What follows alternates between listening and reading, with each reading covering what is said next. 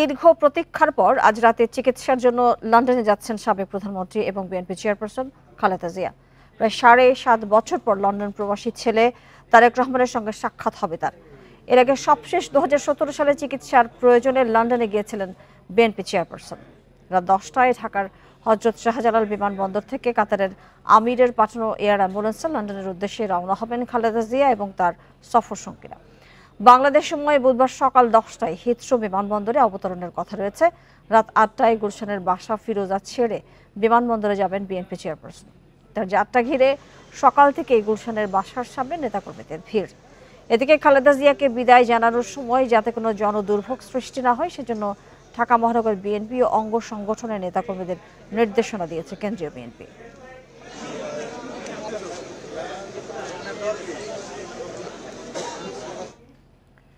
এ নিয়ে আরো জানাতে যোগ দিয়েছেন সহকর্মীরা। শুরুতেই গুলশান থেকে আমাদের সঙ্গে যোগ দিচ্ছেন সহকর্মী জাহানারা পারভিন।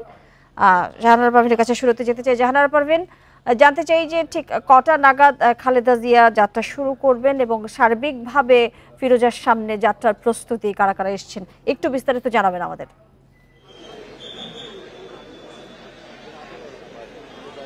লন্ডনের উদ্দেশ্যে রওনা দেওয়ার জন্য প্রস্তুত বিএনপি চেয়ারপারসন বেগম খালেদা জিয়া এবং তার সফর সঙ্গী 15 জন সদস্য।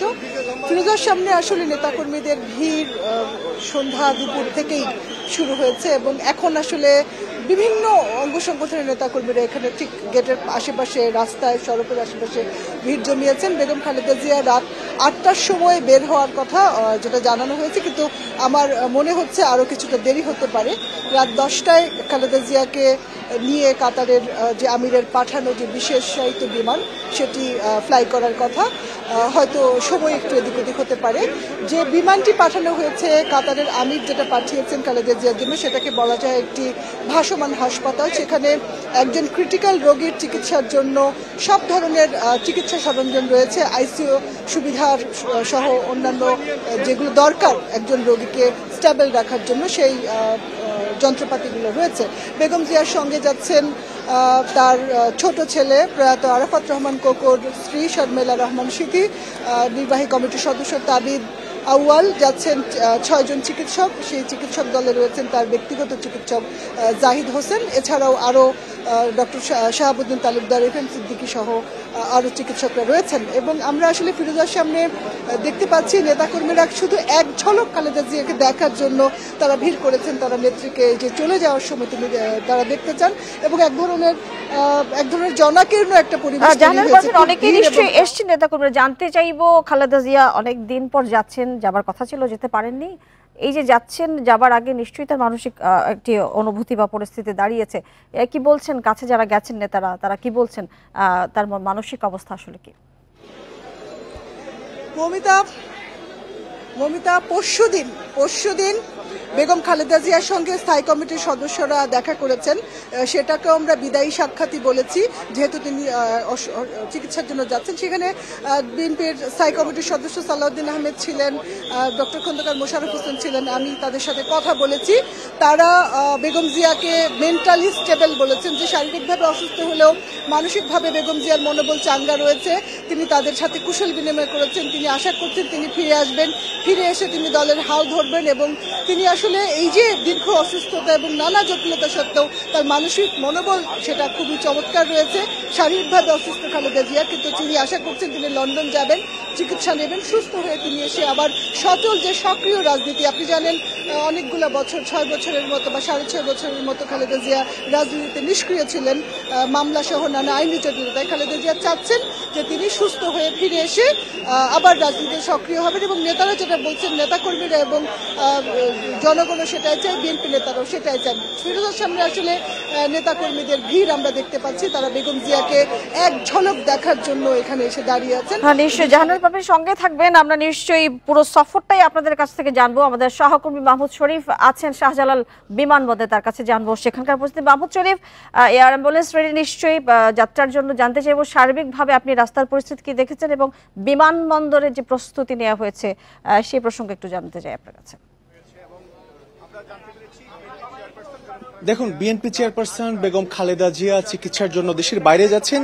এই বিষয়কে কেন্দ্র করে এই শুধু বিমানবন্দর এলাকা নয়, আশপাশের যেসব সড়ক এবং তিনি যে সড়ক ব্যবহার করে এই বিমানবন্দরে আসবেন সেই সড়কেও একেবারে নিরাপত্তার চাদরে ঢেকে ফেলা হয়েছে। আমরা বিশেষ করে লক্ষ্য করি বিএনপি চেয়ারপারসন যখন এর আগে বিভিন্ন সময় দেশের বাইরে গিয়েছেন বা কোথাও সফরে গিয়েছেন, নেতাকর্মীরা কিন্তু এই বিমানবন্দর সহ আশপাশের এলাকায় বিপুল সংখ্যক নেতাকর্মীর উপস্থিতি হয় এবং এই এয়ারপোর্টের যে গেট রয়েছে, অর্থাৎ এই গেটের সামনে কিন্তু আমরা দেখতে পাই নেতাকর্মীদের। কিন্তু আজকে এখানে র্যাব, পুলিশ, সেনাবাহিনীর পাশাপাশি আইন শৃঙ্খলা বাহিনীর সমন্বিত প্রচেষ্টায় কিন্তু কাউকেই ভেতরে ওইভাবে প্রবেশ করতে দেওয়া হচ্ছে না, জ্যেষ্ঠ কয়েকজন বা মধ্যম সারির কয়েকজন নেতা ছাড়া।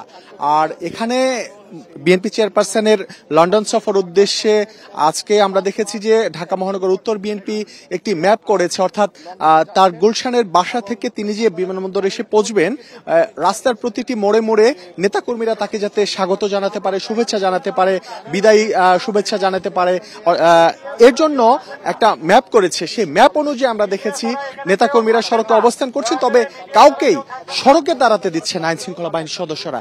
সবাইকে সড়কের যদি বলতেন ম্যাপে আসলে কোন রুট হয়ে তিনি আসবেন, সরাসরি কি এক্সপ্রেসওয়ে ব্যবহার করবেন, আগে সরাসরি যে রাস্তাটি রয়েছে সেটি দিয়ে আসবেন? দেখুন, বিএনপি চেয়ারপারসন বেগম খালেদা জিয়ার যে গুলশান 2 এর যে ফিরোজার বাসভবন, সেই বাসা থেকে গুলশান 2 নম্বর যে মোড় রয়েছে সেই 2 নম্বর মোড় হয়ে বনানী কাকুলি মোড় হয়ে তিনি এয়ারপোর্ট সড়কে আসবেন। এই সড়কটি কিন্তু শহীদ প্রেসিডেন্ট জিয়াউর রহমান সড়ক। এই সড়ক দিয়ে তিনি বিমানবন্দরের উদ্দেশ্যে আসবেন এবং এই বিমানবন্দরের উদ্দেশ্যে আসার পথে আমি কিন্তু যখন এই এয়ারপোর্টে আসি কিছুক্ষণ আগে, তখনই দেখেছি যে বিভিন্ন পয়েন্টে নেতাকর্মীরা ব্যানার নিয়ে দাঁড়িয়ে আছেন। তারা কিন্তু সড়কের যে ফুটপাত রয়েছে সেই ফুটপাতেই দাঁড়াচ্ছেন। তারা বিভিন্ন সময় দেখে থাকি যে একটা যখন অনেক নেতাকর্মীর সমাগম ঘটে তখন অনেকে সড়কে দাঁড়িয়ে যায় এবং যানজটে চলাচলে বিঘ্ন ঘটে। আজকে কিন্তু তেমন করতে দেয়া হচ্ছে না এবং সেনাবাহিনীর যে নজরদারি সেটি কিন্তু খুবই চোখে পড়ার মতো। গণমাধ্যম কর্মীরাও যখন সেই নেতাকর্মীদের ছবি নিতে যাচ্ছে, তাদের গাড়ি বা তাদেরকেও কিন্তু সড়কে বেশিক্ষণ দাঁড়াতে দিচ্ছে না। তাদেরকে বলা হচ্ছে ছবি নিতে হলে অবশ্যই সেটি ফুটপাতে দাঁড়িয়ে নিতে হবে, কোনো কারণে যাতে যান চলাচল বিঘ্নিত না হয়। এবং আমরা যে বিষয়টি জানি যে বিএনপি চেয়ারপারসন বেগম খালেদা জিয়া হযরত শাহজালাল আন্তর্জাতিক বিমানবন্দরের যে 8 নম্বর গেট রয়েছে এই 8 নম্বর গেট দিয়ে প্রবেশ করবেন। কাতার আমিরের যে বিশেষ বিমান পাঠানো হয়েছে কাতার আমিরের পক্ষ থেকে, সেই এয়ার অ্যাম্বুলেন্সটি এই 8 নম্বর বিমানবন্দরের 8 নম্বর গেটের খুব কাছাকাছি রাখা হয়েছে। অর্থাৎ বিএনপি চেয়ারপারসন খালেদা জিয়া তার সফর সঙ্গীদের নিয়ে সরাসরি এয়ার অ্যাম্বুলেন্সে উঠে যাবে। আমরা জেনেছি মোটামুটি কাতার আমিরের যে এয়ারলাইন্স তিনি পাঠিয়েছেন সেটি আসলে একেবারে মিনি হাসপাতাল বলা যায়, ছোট্ট করে সেটি বলবেন এবং কতক্ষণ আসলে তার যাত্রার সময়টুকু কতক্ষণ হবে? গত 4 বছর 18 বার আবেদন করার পরও সরকার, দেখুন আমাদেরকে বলা হয়েছে রাত 10টার দিকে তিনি হযরত শাহজালাল আন্তর্জাতিক বিমানবন্দর ত্যাগ করবেন। তবে হয়তো এদিক সেদিক হতে পারে, যেহেতু এটি বিশেষ ফ্লাইট এবং এই যে কাতার আমিরের পক্ষ থেকে যে এয়ার অ্যাম্বুলেন্স পাঠানো হয়েছে, এই এয়ার অ্যাম্বুলেন্সে কিন্তু 4 জন কাতারের চিকিৎসক রয়েছেন এবং এছাড়াও বাংলাদেশ থেকে, অর্থাৎ বাংলাদেশের বেশ কয়েকজন চিকিৎসক যিনি যারা এতদিন বিএনপি চেয়ারপারসন খালেদা জিয়ার সার্বক্ষণিক তদারকি করেছেন চিকিৎসার, তারাও কিন্তু থাকবেন। অর্থাৎ খালেদা জিয়া আর যে অসুস্থতা সেটি বিবেচনা রেখেই কিন্তু সব ধরনের ব্যবস্থা নেওয়া হয়েছে এবং আমরা ধারণা করছি শরীফ এবং জাহানারা পারভিন আপনারা পুরো সময়টা জুড়ে আমাদের সঙ্গে থাকবেন এবং সার্বিকভাবে পুরো সফরের এবং যাত্রা পর্যন্ত সমস্ত কিছুর তথ্য আপনাদের কাছ থেকে আমরা নেব। অনেক ধন্যবাদ এই সময় আমাদেরকে তথ্য জানাবার জন্য।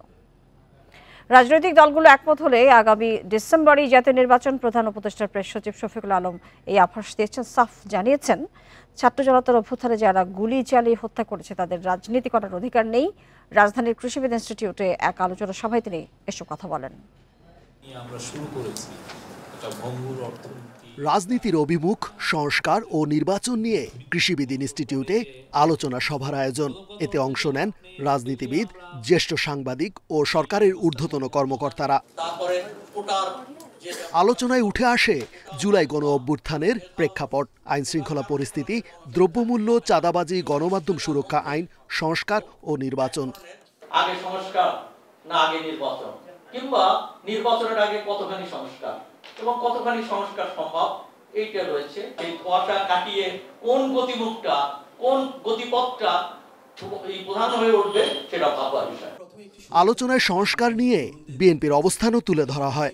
গণ অভ্যুত্থানে 9 দফা 8 দফা সবকিছু হয়ে তরুণরা শেষ পর্যন্ত যে এক দফায় উপনীত হয়, চূড়ান্ত আন্দোলন হয়, ফ্যাসিবাদের পতন হয়, শেখ হাসিনা পালিয়ে যায় এক দফার উপর ভিত্তি করে। সেই এক দফা কিন্তু আমাদের তারুণ্যের অহংকার বলছেন, যারা তারেক রহমানই ঘোষণা করেছেন। এ সময় আগামী নির্বাচন নিয়ে ধারণা দেন প্রধান উপদেষ্টার প্রেস সচিব শফিকুল আলম। খোলাসা করেন গণ অভ্যুত্থানের ঘোষণাপত্র নিয়েও। পলিটিক্যাল পার্টিরা যদি চান যে না আমরা খুব বেশি রিফর্ম চাচ্ছি না, এমন কিছু রিফর্ম যেটা দিয়ে আমি ইলেকশনটা করে ফেলবো, তাহলে আমরা বলছি যে ডিসেম্বরের মধ্যে ইলেকশন হবে। ছাত্র জনতার আন্দোলনে খুনের সাথে জড়িতদের রাজনীতি করতে দেওয়া হবে না বলেও জানান শফিকুল আলম। রেজওয়ানুল হক, ইন্ডিপেন্ডেন্ট নিউজ, ঢাকা। আন্তর্জাতিক ট্রাইব্যুনালে জুলাই গণহত্যা এবং মানবতা বিরোধী অপরাধের যথাযথ বিচার নিশ্চিত হবে বলে প্রত্যাশা প্রধান বিচারপতির। ট্রাইব্যুনালের সংস্কার হওয়া মূল ভবন এবং এজলাস উদ্বোধনে গিয়ে এই আশার কথা জানান তিনি। এতে যে ভবনে বিএনপি এবং জামায়াত নেতাদের ফাঁসির রায় হয়েছিল সেখানেই ফেরল আওয়ামী লীগ নেতাদের বিচারের এজলাস। 2.5 মাস ধরে গণহত্যা ও মানবতাবিরোধী অপরাধের অভিযোগে শেখ হাসিনা সহ তার সরকারের মন্ত্রী ও কর্মকর্তাদের বিচার চলছে। এই কাজের আন্তর্জাতিক মান বজায় ও সংশ্লিষ্টদের সুযোগ সুবিধা নিশ্চিতে টিনশেড ভবন থেকে মূল ভবনে এজলাস সরানোর উদ্যোগ নেয় সরকার। 1.5 মাসের সংস্কার শেষে মঙ্গলবার মূল ভবন ও নতুন এজলাস কক্ষ উদ্বোধন করেন প্রধান বিচারপতি সৈয়দ রেফাত আহমেদ। এ সময় গারদখানা থেকে এজলাস কক্ষ সবকিছু ঘুরে দেখেন তিনি। এই ট্রাইব্যুনালে গণহত্যা ও মানবতাবিরোধী অপরাধের যথাযথ বিচার নিশ্চিত হবে বলে গণমাধ্যমে প্রত্যাশা জানান তিনি। মৌলিক একটা সংস্কার হচ্ছে। মৌলিক সংস্কারটা হচ্ছে এই দিক দিয়ে যেখানে বিচারটা কিভাবে পরিচালিত হবে এবং জাস্টিসটা কিভাবে ডেলিভারি হবে। তা আমরা সেইভাবে এই জাতি অনেক আশা নিয়ে আকাঙ্ক্ষা নিয়ে এই আইসিটির দিকে তাকিয়ে আছে। এই দেশের একটা সাধারণ নাগরিক হিসেবে আমি ঠিক সেই আশা আকাঙ্ক্ষা নিয়ে তাকিয়ে আছি। সংস্কারটা দেখতে চাই এবং ন্যায় বিচারটা দেখতে চাই। প্রধান বিচারপতির এই প্রত্যাশা পূরণে নিজেদের সর্বোচ্চ চেষ্টার প্রতিশ্রুতি দেন চিফ প্রসিকিউটর ও অ্যাটর্নি জেনারেল। আজকের থেকে শুরু হয়ে গেল, মানে পরবর্তী যেদিনই মামলার তারিখ থাকবে এই ভবন থেকেই সেই কার্যক্রমটা পরিচালিত হবে। সুতরাং আজকের থেকে এটা যাত্রা শুরু হয়ে গেল এই ভবনটা। আইন সংশোধন করা হয়েছে এখানে এবং সেখানে যা যা প্রয়োজন একটি নিরপেক্ষ, স্বচ্ছ, জবাবদিহিতামূলক এবং ন্যায় বিচার প্রতিষ্ঠা করার জন্য যা যা প্রয়োজন তা সবই এখানে নিশ্চিত করা হবে বলে আমি প্রত্যাশা করি এবং সেখানে অ্যাটর্নি জেনারেল অফিসের কোনো সহযোগিতা লাগলে আমরা করব। ব্রিটিশ আমলে গভর্নর হাউস হিসেবে পরিচিত এই ভবনে পাকিস্তান আমলে হাইকোর্টের কার্যক্রম চলত। পরে এখানে ট্রাইব্যুনাল বসিয়ে জামাত ও বিএনপি নেতাদের বিচার করেছিল আওয়ামী লীগ সরকার। Zahidul Bashar, independent news, Dhaka.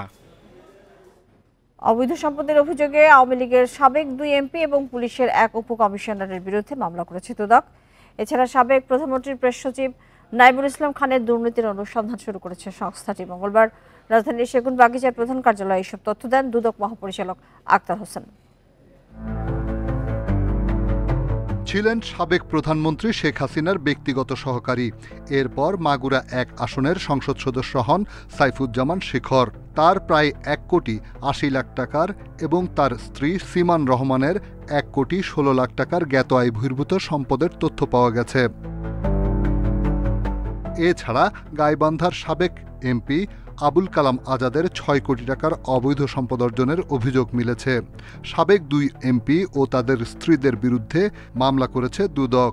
দুর্নীতি দমন কমিশন আইন 2004-এর 27(1), দুর্নীতি প্রতিরোধ আইন 1947-এর 5(2) এবং মানি লন্ডারিং প্রতিরোধ আইন 2012-এর 4(2) এবং 4(3) ধারায় একটি মামলা রুজুর সিদ্ধান্ত গৃহীত হয়েছে। এদিকে সাবেক প্রধানমন্ত্রীর প্রেস সচিব নাইমুল ইসলাম খানের বিরুদ্ধে দুর্নীতির অনুসন্ধান শুরু করেছে দুদক। তার বিরুদ্ধে 163টি ব্যাংক হিসাবে 386 কোটি টাকার সন্দেহজনক লেনদেনের অভিযোগ। এছাড়া 1 কোটি 4 লাখ টাকার অবৈধ সম্পদ অর্জনের অভিযোগে চট্টগ্রামের সাবেক উপকমিশনার মোহাম্মদ শাহজাহানের বিরুদ্ধে মামলা করেছে দুদক। প্রাপ্ত অর্থ সম্পত্তির অবৈধ উৎস গোপন বা আড়াল করার উদ্দেশ্যে স্থানান্তর, রূপান্তর এবং হস্তান্তরের দায়ে দুর্নীতি দমন কমিশন আইন 2004-এর 27(1) মানি লন্ডারিং প্রতিরোধ আইন 2012-এর 4-2 ও 4-3 এবং দুর্নীতি প্রতিরোধ আইন 1947-এর 5-2 ধারায় একটি মামলা রুজুর সিদ্ধান্ত গৃহীত হয়েছে। তিনি আরও জানান, সরকারি কর্মচারীদের দ্বৈত নাগরিকত্বের তথ্য চেয়ে সব মন্ত্রণালয়ে চিঠি দেয়া হয়েছে। এটাকে খারাপ হিসেবে চিহ্নিত করি। রিশাদ হুদা, ইন্ডিপেন্ডেন্ট নিউজ, ঢাকা। চট্টগ্রামের কোতোয়ালি থানার সাবেক ওসি মোহাম্মদ নেজামউদ্দিনকে হেনস্থার অভিযোগে স্বেচ্ছাসেবক দলের নেতা শহীদুল ইসলাম শহীদকে বহিষ্কার করেছে বাংলাদেশ জাতীয়তাবাদী স্বেচ্ছাসেবক দল। দুপুরে মহানগর স্বেচ্ছাসেবক দলের সভাপতি এইচ.এম. রাশেদ খান এবং সাধারণ সম্পাদক বেলায়েত হোসেন বুলু এই সিদ্ধান্ত নিয়েছেন বলে এক প্রেস বিজ্ঞপ্তিতে জানানো হয়েছে। প্রেস বিজ্ঞপ্তিতে জানানো হয়, দলীয় শৃঙ্খলা পরিপন্থী কর্মকাণ্ডে জড়িত থাকার সুনির্দিষ্ট অভিযোগের ভিত্তিতে চকবাজার থানা স্বেচ্ছাসেবক দলের সদস্য সচিব শহীদুল ইসলাম শহীদকে সদস্য পদ থেকে বহিষ্কার করা হয়েছে। সোমবার কোতোয়ালি থানার সাবেক ওসি নেজামউদ্দিনকে পাঁচলাইশের আঞ্চলিক পাসপোর্ট অফিসের সামনে তাকে হেনস্থার অভিযোগ ওঠে স্বেচ্ছাসেবক নেতা শহীদের বিরুদ্ধে।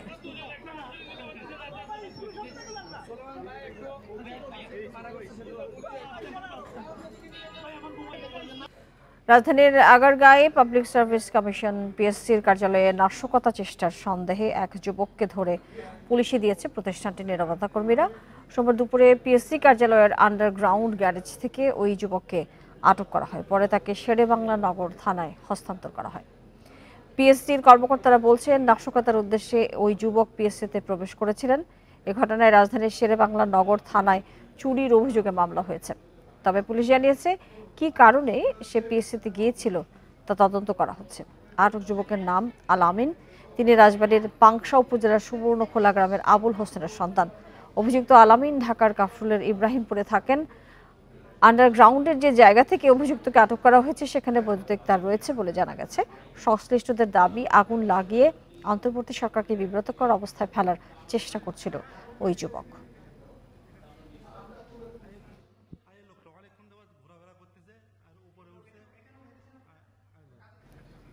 দেশি বিদেশি বিনিয়োগকারীদের জন্য বাংলাদেশে এখন সহায়ক পরিবেশ রয়েছে বলে মন্তব্য করেছেন বিএনপির স্থায়ী কমিটির সদস্য আমির খসরু মাহমুদ চৌধুরী। জানান, এই পরিস্থিতি ধরে রাখতে বদ্ধপরিকর বিএনপি। দুপুরে রাজধানীর বনানীতে এক আলোচনা সভায় এসব কথা বলেন তিনি।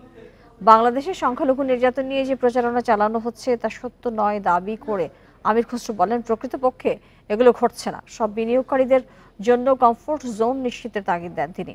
উদার ব্যবসা নীতির পাশাপাশি উদার রাজনীতির চর্চা করতে হবে বলেও মন্তব্য করেন তিনি। দক্ষ জনশক্তি তৈরিতে গুরুত্ব দেন বিএনপির এই নেতা। আলোচনায় অংশ নেন ব্রিটিশ এমপি রূপা হক। তিনি বলেন, অর্থনৈতিক সমৃদ্ধির জন্য শুধু তৈরি পোশাক বা একটি সেক্টরের উপর নির্ভর না করে এআই সহ নানা খাতে মনোযোগ দেওয়া উচিত। এ সময় ব্যবসা বান্ধব পরিবেশ নিশ্চিতে জোর দেন ইউকেবিসিসি এর চেয়ারম্যান ইকবাল আহমেদ। জানান, বাংলাদেশে $500 মিলিয়ন বিনিয়োগের পরিকল্পনা রয়েছে ইউকেবিসিসি এর।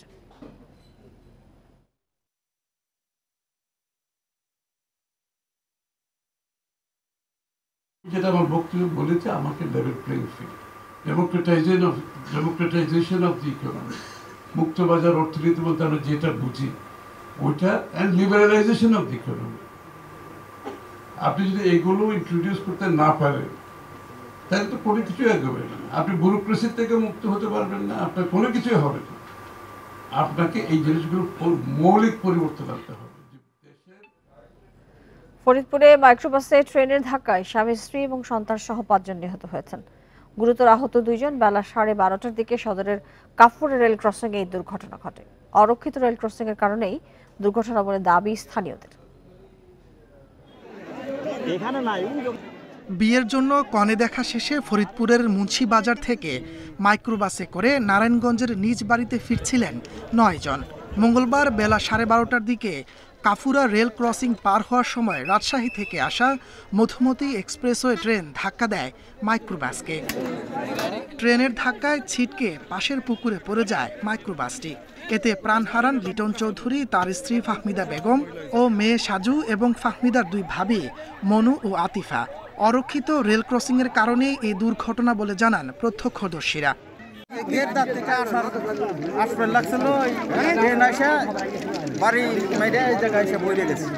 আসতেছিলাম সেই সময় দেখছি যে ট্রেন মানে দূরের থেকে তো হরেন দেয়, এই ট্রেন হরেন দেয় না, একের কাছাকাছি এসে হরেন দেয়। খবর পেয়ে তাৎক্ষণিকভাবে উদ্ধার কাজ শুরু করে ফায়ার সার্ভিস। আহতদের পাঠানো হয় ফরিদপুর মেডিকেল কলেজ হাসপাতালে।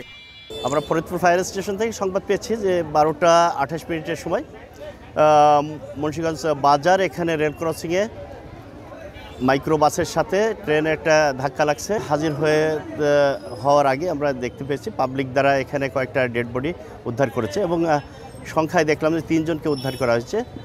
স্থানীয়রা জানান, জেলা সদরে প্রায় 10টি অরক্ষিত রেল ক্রসিং রয়েছে। দুর্ঘটনা রোধে এসব ক্রসিংয়ের নিরাপত্তায় দ্রুত ব্যবস্থার দাবি তাদের। Independent news. ভারতীয় আগ্রাসনের বিরুদ্ধে ঐক্যবদ্ধ হয়ে লড়াই চালানোর আহ্বান জানিয়েছেন দৈনিক আমার দেশ পত্রিকার সম্পাদক মাহমুদুর রহমান। বিকেলে রাজধানীর বাংলা মোটরে ফেলানী হত্যার দিবসের আলোচনা সভায় তিনি এই আহ্বান জানান। তিনি বলেন, ভারত বাংলাদেশকে উপনিবেশ হিসেবে বিবেচনা করে গেলে সরকারের আমলে যা সম্পূর্ণ হয়েছে প্রমাণ পেয়েছেন জনগণ। এই আগ্রাসনের বিরুদ্ধে লড়াই অব্যাহত রাখতেই জুলাইয়ের ঐক্য ধরে রাখতে হবে। তিনি বলেন, বিএসএফ কখনো বাংলাদেশের জনগণের জীবনকে মূল্য দেয়নি। তারা বাংলাদেশের মধ্যে ঢুকে গুলি করে বাংলাদেশিদের হত্যা করেছে। শেখ হাসিনাকে দেশে ফিরিয়ে এনে বিচারের দাবি করেন তিনি। তাই তাকে ফিরিয়ে দিতে ভারতকে আহ্বান জানান। যদি দেশটি তাকে ফিরিয়ে না দেয় তাহলে ভারতকে শত্রু রাষ্ট্র হিসেবে ঘোষণা করতে হবে।